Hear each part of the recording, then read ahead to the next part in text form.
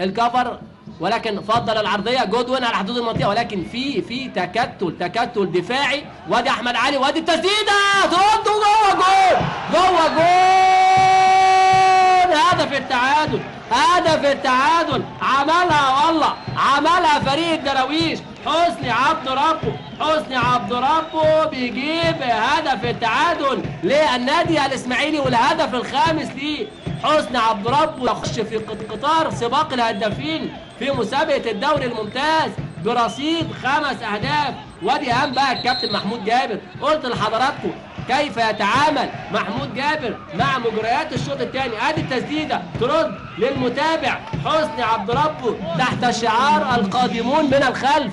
حسني عبد ربه يمارس هوايته بالتهديف. سقراط الاسماعيليه وسقراط الدراويش. حسني عبد ربه بهدف التعادل اللي جابه حسني عبد ربه.